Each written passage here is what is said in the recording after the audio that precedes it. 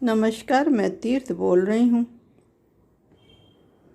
अनामिका का प्रश्न था कि सूक्ष्म शरीर कैसा होता है, वो कैसे अनुभव करता है, उसकी स्थिति कहाँ होती है, उसका जीवन काल कितना होता है, क्या यह साधक द्वारा अनुभव किया जा सकता है। मैंने कहा कि तुमने कई प्रश्न एक साथ पूछ लिए हैं। ठीक है, मैं इसकी विवेचना करती हूँ। हिंदू दर्शन धर्म ग्रंथों में विभिन्न शब्दावली, नामावली एवं संख्या का प्रयोग हुआ है, अतः सबको एक साथ मिलाकर देखने से विभ्रांति उत्पन्न हो सकती है। मैं धीरे धीरे स्पष्ट करती चलूँगी।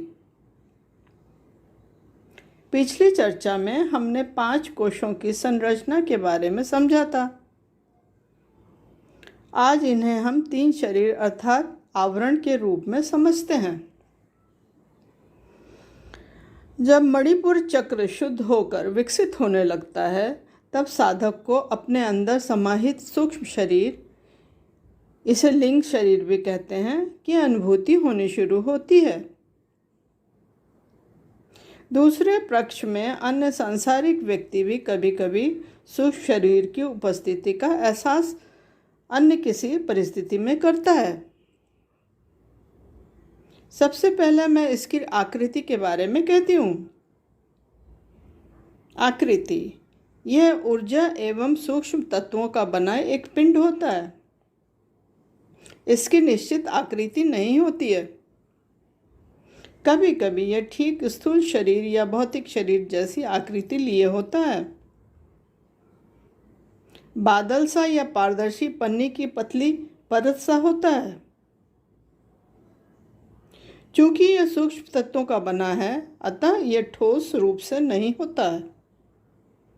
वह एक जगह स्थिर भी नहीं रहता है, इधर उधर चलायमान होता रहता है। दूसरा है रचना। पिछली चर्चा में हमें ज्ञात हुआ कि यह 19 तत्वों द्वारा निर्मित है। इसमें स्थित सूक्ष्म तत्व तन्मात्रा के नाम से जाने जाते हैं। ये गंध, रस, रूप, स्वाद और शब्द तन्मात्राएं हैं। इस सूक्ष्म शरीर में अनुभव लेने की क्षमता होती है, अर्थात ये सूक्ष्म इंद्रियां हैं। ये ज्ञान इंद्रियां या कर्म इंद्रियां भी इसमें स्थित हैं। साथ ही अंतःकरण, मन, बुद्धि, चित्त और अहंकार भी समाहित हैं।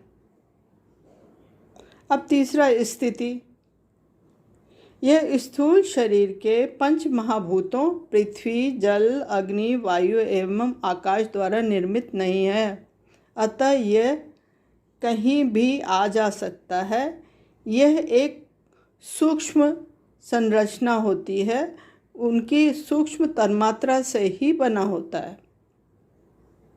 स्थूल रचना इसके विचरण में कोई रुकावट पैदा नहीं करती है। चौथा, जीवन काल। सूक्ष्म शरीर का जीवन काल कर्मों के सिद्धांत के अनुरूप ही कार्य करता है। उसके काल की अवधि की गणना करना मुश्किल है। ये कभी कभी कुछ ही क्षण का हो सकता है और कभी हजारों वर्ष का भी हो सकता है। तब ये भटकता रहता है कर्मानुसार। 5वां है साधक का अनुभव। हाँ, साधक इसे अनुभव कर सकता है तथा इसे अपने अनुरूप चलायमान भी कर सकता है। मैं दोहराऊं, पहला, मणिपुर परिमार्जित होने पर सूक्ष्म शरीर के अनुभव आते हैं।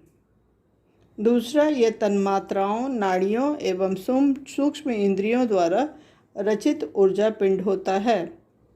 तीसरा, इसकी आकृति निश्चित नहीं रहती है। चौथा, ये कर्म के अनुरूप अपनी जीवन अवधि होती है।